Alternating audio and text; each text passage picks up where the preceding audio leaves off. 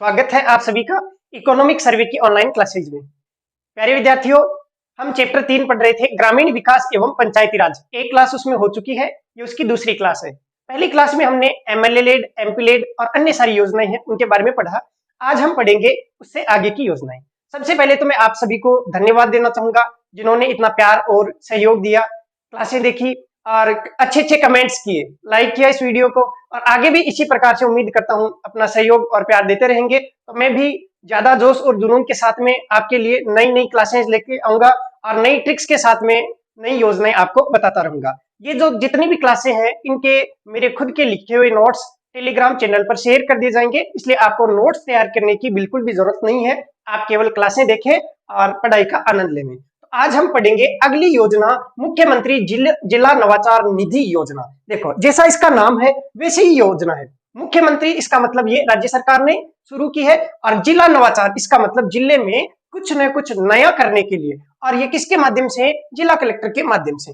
इसमें देखो क्या है कि भाई एमएलए और एमपी है, वो हो सकता है अपने चहेते क्षेत्रों में विकास कर दे।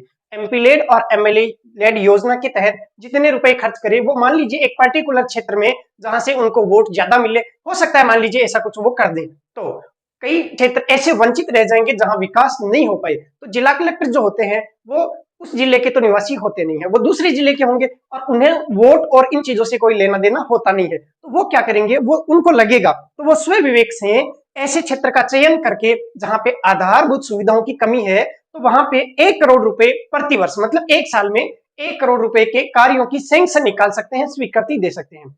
और ये जो योजना है वो 1 अप्रैल 2021 से लागू की गई है। अब याद कैसे रहेगा देखते हैं। देखो, जिला नवाचार, तो नवाचार का मतलब होता है कुछ नया करना, जैसे कोई नई टेक्निक मतलब खोजना। जैसे पानी है उसको बचाना है, बारिश के पानी को बचाना है, तो कोई ऐसा नवाचार किया जाए कि बारिश का पानी पूरा 100% बचाया जा सके और शुद्धतम रूप में बचाया जा सके।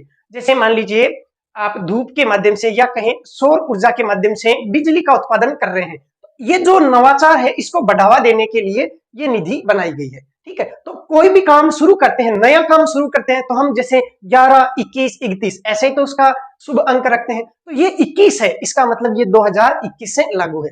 और जो सरकारी कार्य होते हैं वो वित्त वर्ष के हिसाब से ज्यादातर होते हैं, तो वित्त वर्ष शुरू होता है 1 अप्रैल को, तो ये 1 अप्रैल 2021 से शुरू होता है। अब चलो इसको थोड़ा पढ़ लेते हैं।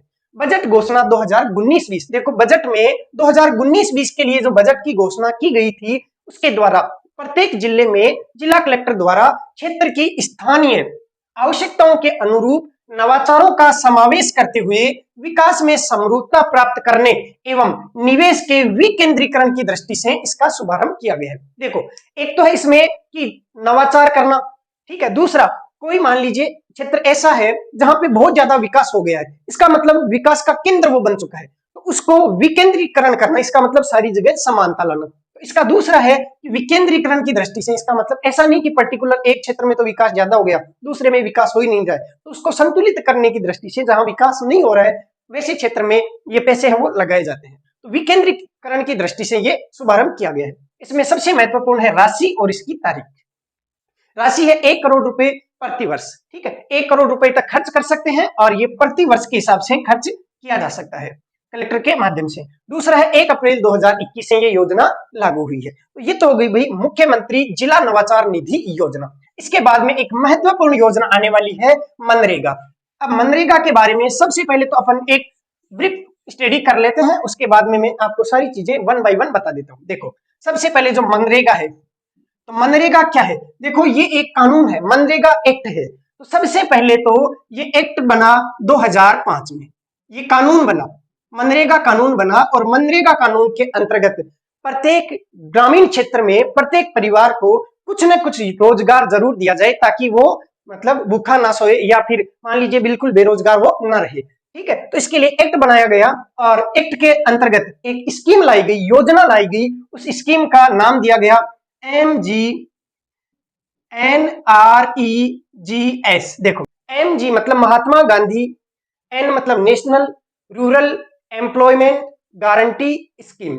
इसका मतलब हुआ महात्मा गांधी राष्ट्रीय ग्रामीण रोजगार गारंटी स्कीम या योजना। अब इसकी शुरुआत कब हुई? तो इस योजना की शुरुआत हुई फरवरी 2006 में, अगली साल। फरवरी 2006 में इस योजना की शुरुआत हुई और अक्टूबर 2006 तक, फरवरी 2006 में तो हुई शुरुआत और अक्टूबर 2006 तक ये संपूर्ण भारत में योजना शुरू हो चुकी थी।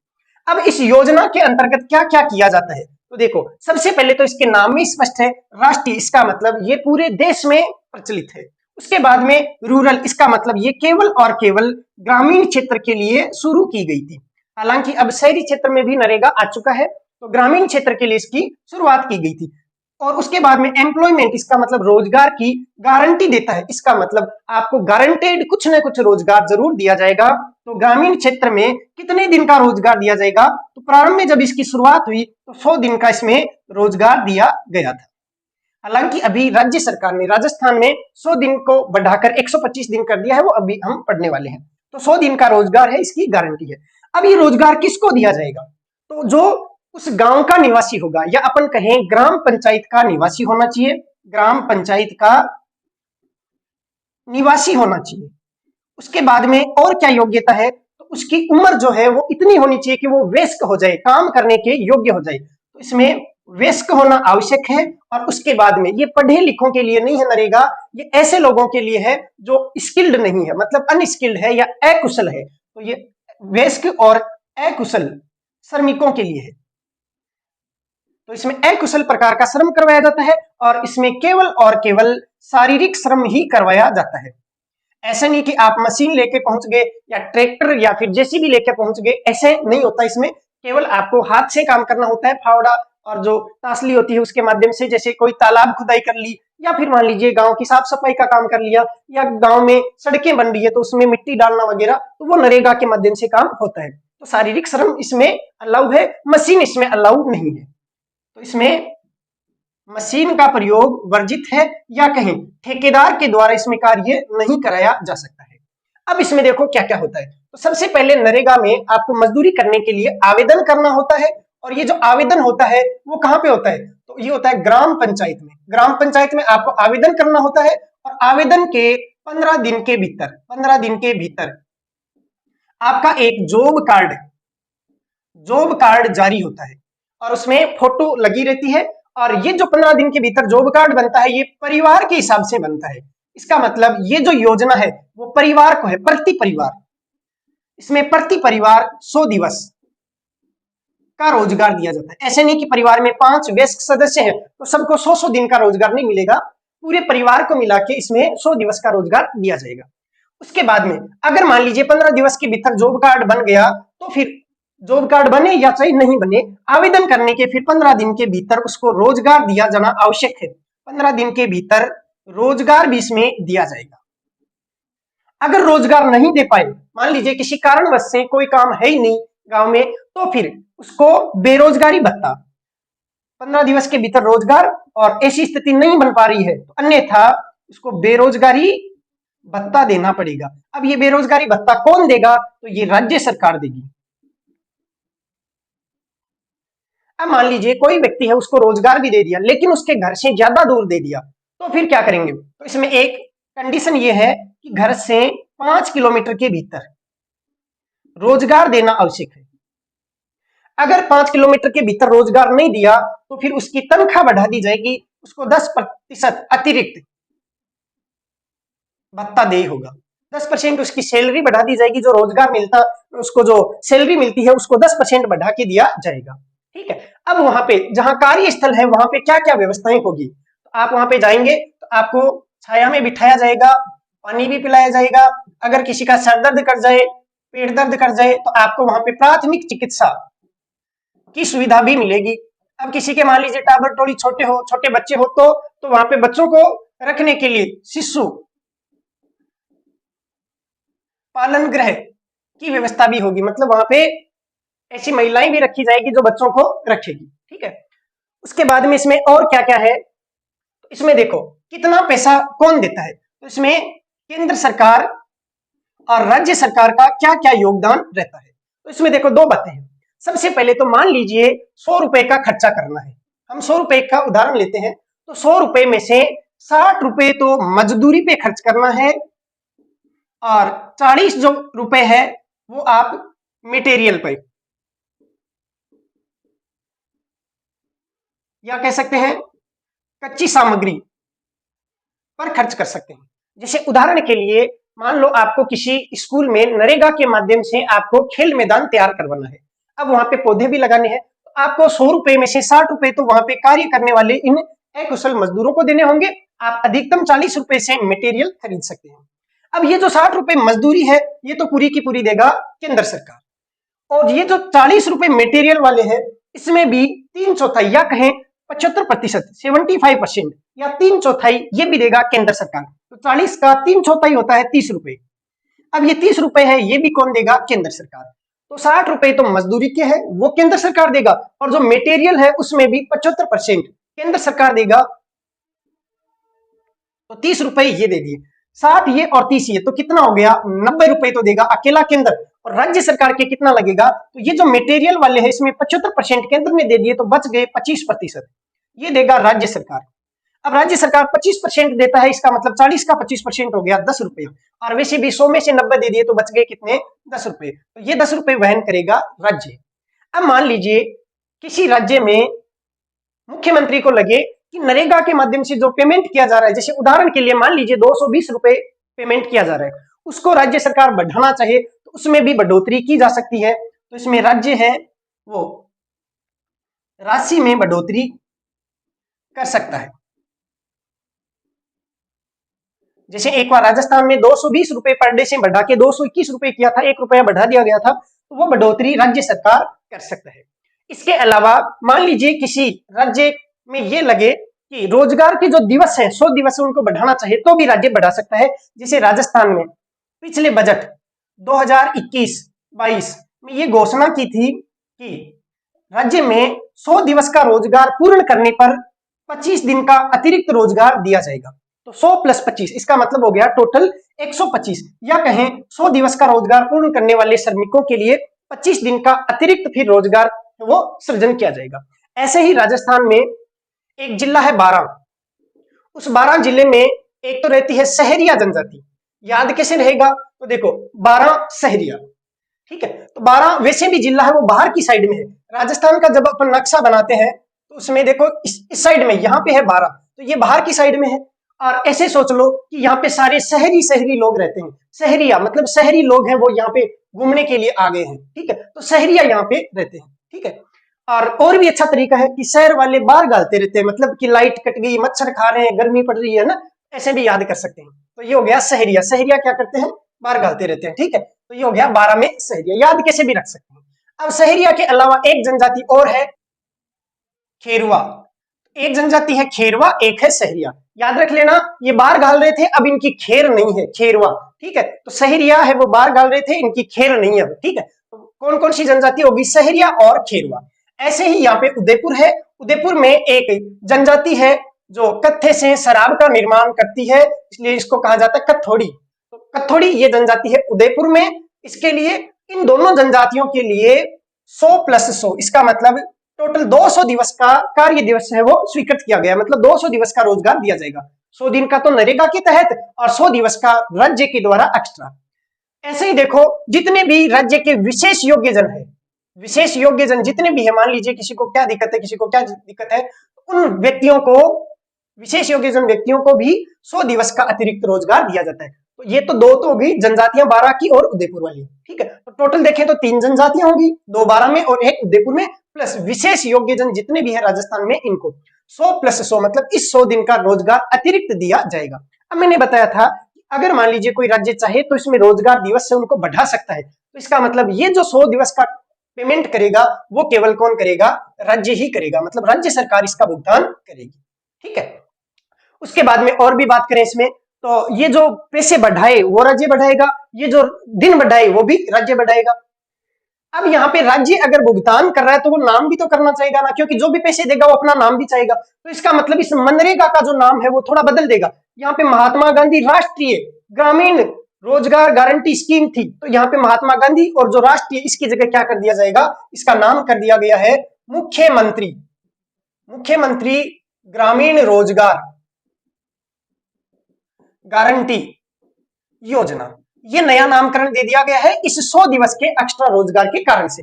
तो ये जो 100 दिवस का एक्स्ट्रा पैसा है वो मुख्यमंत्री ग्रामीण रोजगार गारंटी योजना के अंतर्गत इसका भुगतान किया जाएगा। इसमें एक शर्त और है, यहाँ पे जितने भी श्रमिक काम करेंगे उसमें 1/3 आरक्षण दिया गया है महिलाओं को, तो इसमें कम से कम 1/3 महिलाएं होना आवश्यक है। ठीक है, तो ये थी भाई नरेगा, और अब हम इसको डिटेल से देख लेते हैं। तो मनरेगा MGNREGS, यहाँ GA नहीं है, GS है, एस का मतलब स्कीम या योजना। तो महात्मा गांधी राष्ट्रीय ग्रामीण रोजगार गारंटी योजना, इसकी शुरुआत किसने की? तो ग्रामीण विकास मंत्रालय ने इसकी शुरुआत करी। क्यों? क्योंकि ये नेशनल है, राष्ट्रीय है, और ग्रामीण क्षेत्र में विकास करना, इसका मतलब ग्रामीण विकास। और मंत्रालय मैंने बताया था, मंत्रालय होता है भारत सरकार का और विभाग होता है राज्य सरकार का। ठीक है, उसके बाद में ये नरेगा एक्ट कब आया था? तो एक्ट आया 2005 में, लागू हुआ फरवरी 2006 में, और संपूर्ण भारत में अक्टूबर 2006 में लागू हो चुका था। इसका लक्ष्य क्या है? तो ग्रामीण रोजगार प्लस समावेशी विकास को बढ़ावा देना। एक तो ग्रामीण रोजगार को बढ़ावा देना, और जो इंक्लूसिव डेवलपमेंट है, समावेशी विकास है, उसको बढ़ावा देना। प्रत्येक परिवार को ध्यान रखना है, प्रत्येक व्यक्ति को नहीं है, प्रत्येक परिवार को है।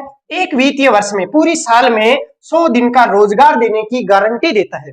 इसमें वयस्क प्लस अकुशल शारीरिक श्रम करवाया जाता है, मतलब वयस्क श्रमिकों से, जो अकुशल टाइप के हैं उनसे शारीरिक श्रम करवाया जाता है। योग्यता क्या होनी चाहिए? तो वयस्क तो होना ही चाहिए, अकुशल होना ही चाहिए, प्लस ग्राम पंचायत के सभी स्थानीय निवासी इसके लिए योग्य है। इसका मतलब वे सदस्य जो ग्राम पंचायत के स्थानीय निवासी है, मतलब वही निवास करते हैं, दूसरी जगह निवास नहीं करने चाहिए, तो वो इसमें योग्य है, वयस्क होने चाहिए और अकुशल होने चाहिए। अब पंजीकरण के 15 दिवस में निःशुल्क जॉब कार्ड उनको जारी किया जाता है, और जॉब कार्ड जारी करते ही उनको रोजगार दे दिया जाता है। अब उन्होंने आवेदन किया, आवेदन के 15 दिवस में उनको रोजगार देना ही पड़ता है, नहीं तो उनको एक्स्ट्रा बेरोजगारी भत्ता उनको देना पड़ता है। उसके बाद में अगर 5 किलोमीटर के अंदर दायरे में रोजगार नहीं दिया गया तो 10% एक्स्ट्रा मजदूरी देने का प्रावधान इसमें है। अब कार्यस्थल पर पीने का पानी, प्राथमिक चिकित्सा, शिशु पालन गृह और छाया की व्यवस्था का भी ध्यान रखा गया है। उसके बाद में मशीनों से एवं ठेकेदार से कार्य नहीं करवाया जाता है। अब इसमें ग्राम सभा का विशेष रोल रहता है।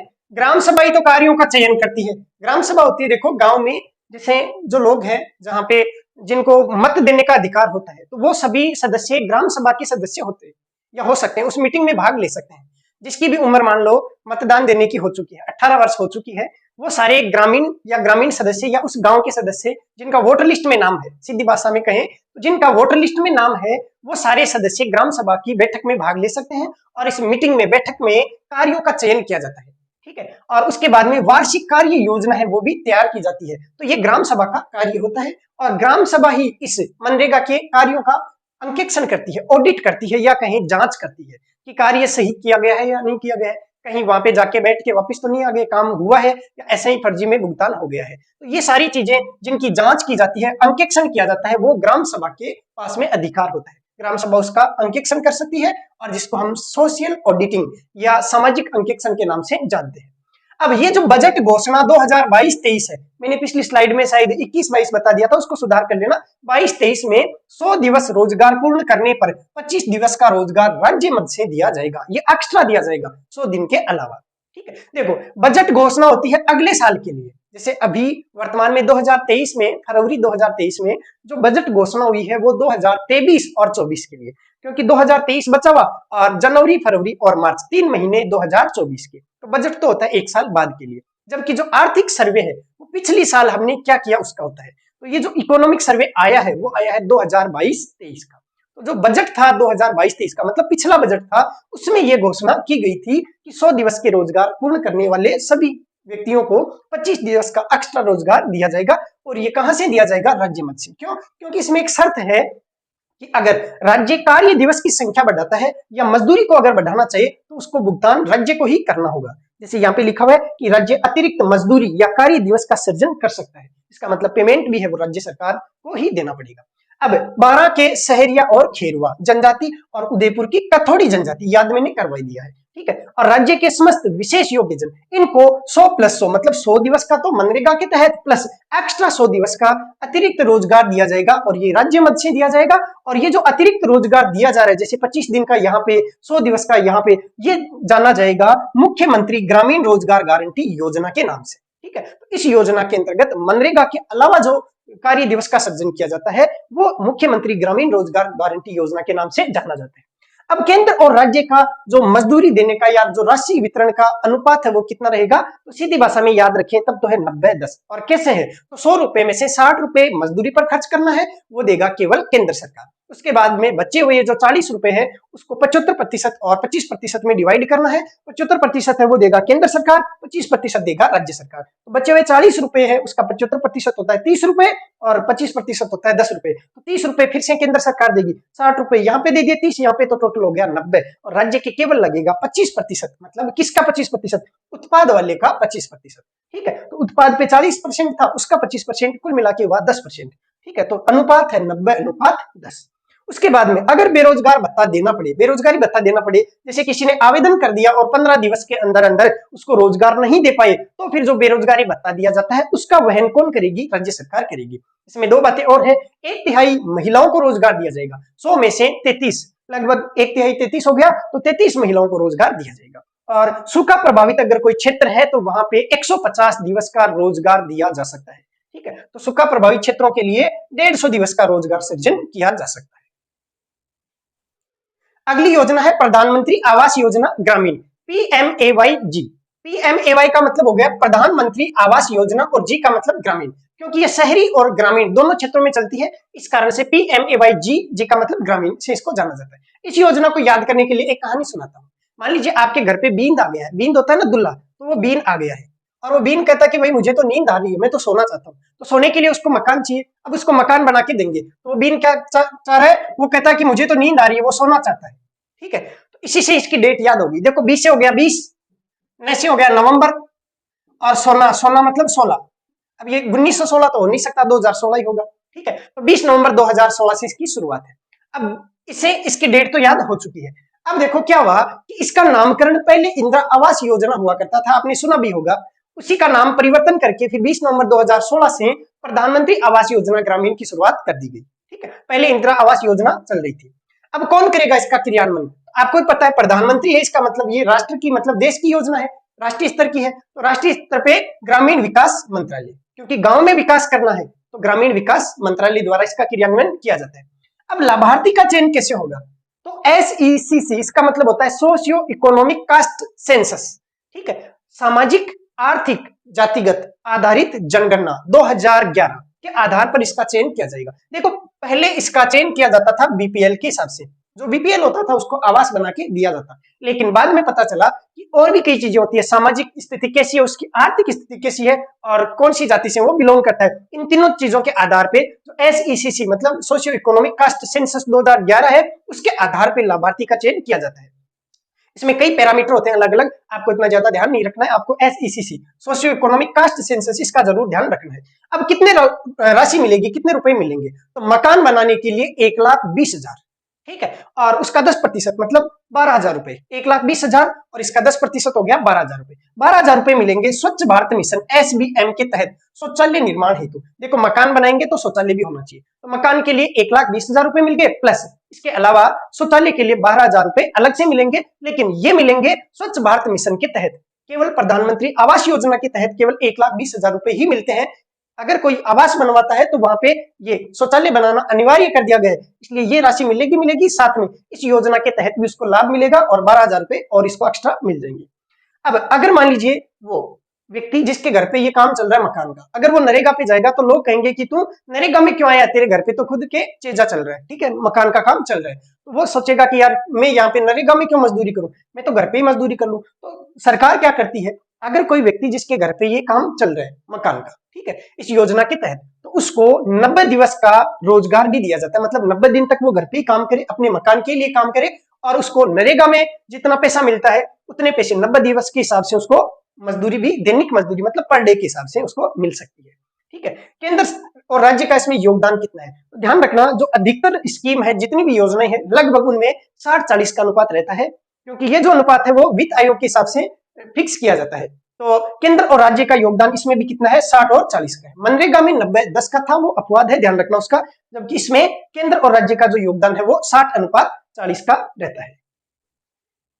अब हम 4 योजनाएं और पढ़ने वाले हैं, बहुत ही शानदार है, चारों एक साथ पढ़ेंगे, आपको 100% अभी याद हो जाएगी। ठीक है। सबसे पहले तो देखो ये जो बॉर्डर वाला इलाका है यहां से लेके और यहां तक, तो ये जो बॉर्डर एरिया है इसके डेवलपमेंट के लिए तो border area development program BADP ये एक योजना चलाई जा रही है। अब ये बॉर्डर है तो इसका मतलब इसका संबंध राष्ट्र से होगा। सीमा क्षेत्र जो विभाग है तो ये सीमा प्रबंधन विभाग है, इसके द्वारा ये योजना चलाई जा रही है। कब शुरुआत की गई थी तो ये 7वीं पंचवर्षीय योजना में शुरू की गई थी। ठीक है, डिटेल से भी पढ़ेंगे, एक बार शॉर्ट में देख लेते हैं। तो एक तो हो गया ये BADP border area development program. अब बॉर्डर पे कितने जिले आते हैं तो 4 जिले आते हैं। कौन कौन से? तो श्री गंगानगर, उसके बाद में यहाँ पे आता है बीकानेर, उसके बाद में आता है जैसलमेर और उसके बाद में आता है बाड़मेर। तो ये बॉर्डर एरिया डेवलपमेंट प्रोग्राम है, ये सीमावर्ती चारों जिलों के विकास के लिए और सुरक्षा की भावना बढ़ाने के लिए 4 जिलों का विकास करने के लिए अलग से योजना है। 7वीं पंचवर्षीय योजना में इसको शुरुआत की गई थी। ठीक है, तो बॉर्डर एरिया डेवलपमेंट प्रोग्राम। अब 4 जिले और इसमें कितने ब्लॉक? तो 4 चौके 16 इसमें ब्लॉक, 4 जिलों के 16 ब्लॉक इसमें शामिल है।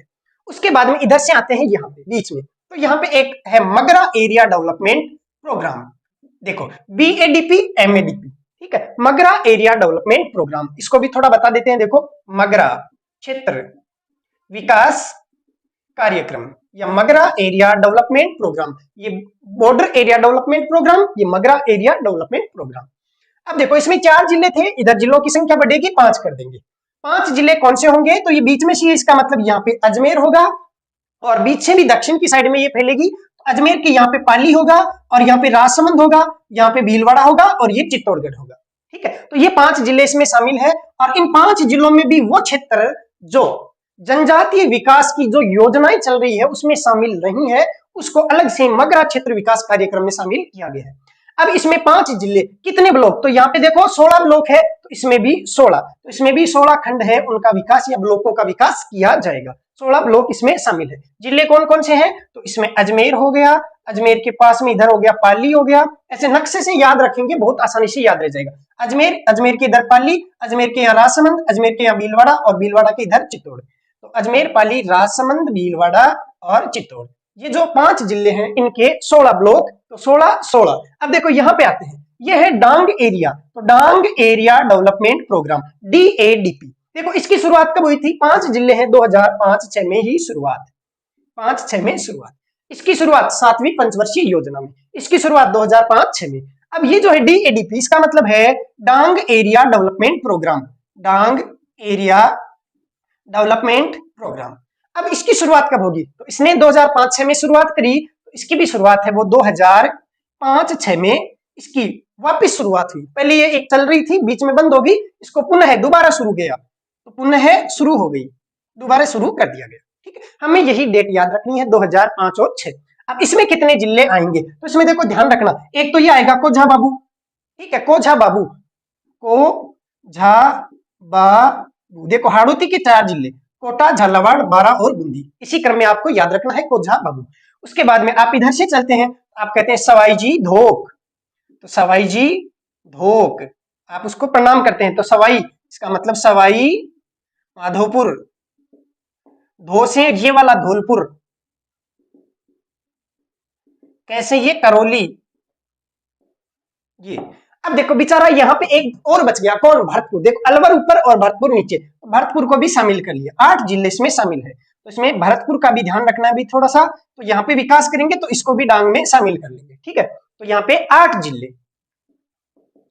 अब देखें यहाँ पे 4 जिले 5 जिले थे, तो 4 जिलों में 16 ब्लॉक थे, 5 जिलों में भी 16 ब्लॉक थे, तो यहाँ पे ब्लॉकों की संख्या बढ़ाई जाएगी और यहाँ पे 26 पंचायत समितियां,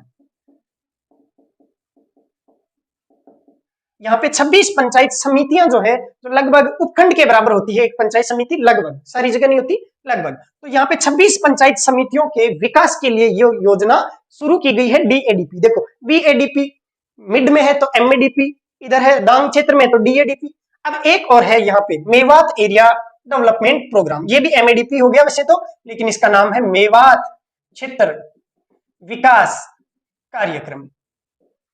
अब ये कब शुरू हुआ? तो ये 1986-87 में शुरू हुआ था, 1986-87, 1986-87 में इस क्षेत्र में विकास के लिए। अब देखो मेवात नाम है, इसका मतलब कौन सी जनजाति के लिए? तो मेव जाति के लिए। और मेव जाति कौन से दो जिलों में निवास करती है? तो यहाँ पे निवास करती है कौन से में? अलवर और भरतपुर में, ए और बी, अलवर और दूसरा भरतपुर। तो अलवर और भरतपुर के मेव जनजाति वाले क्षेत्र में, मेव जाति वाले क्षेत्र में विकास के लिए मेवात क्षेत्र विकास कार्यक्रम 1986-87 में शुरू किया गया था। ठीक है, अब इनको डिटेल वाइज देख लेते हैं। वापिस देखते हैं इसको डिटेल से। Border area development program BADP, तो 7वीं पंचवर्षीय योजना के तहत इसकी शुरुआत की गई थी और केंद्र प्रवर्तित या केंद्र प्रायोजित कार्यक्रम है। केंद्र प्रायोजित का मतलब होता है इसमें केंद्र सरकार है वो सहयोग करती है, पूरा पैसा केंद्र सरकार नहीं देती, इसमें सहयोग करती है। ठीक है, स्पॉन्सर्ड है।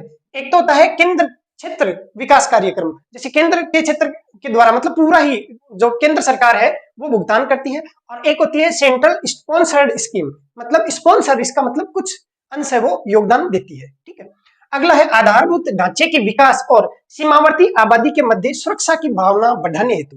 एक तो देखो सीमावर्ती क्षेत्र है, वहां पे जो आबादी रहती है उसमें सुरक्षा की भावना है वो बढ़ाना है, और आधारभूत ढांचे के विकास के लिए ये योजना चलाई जा रही है।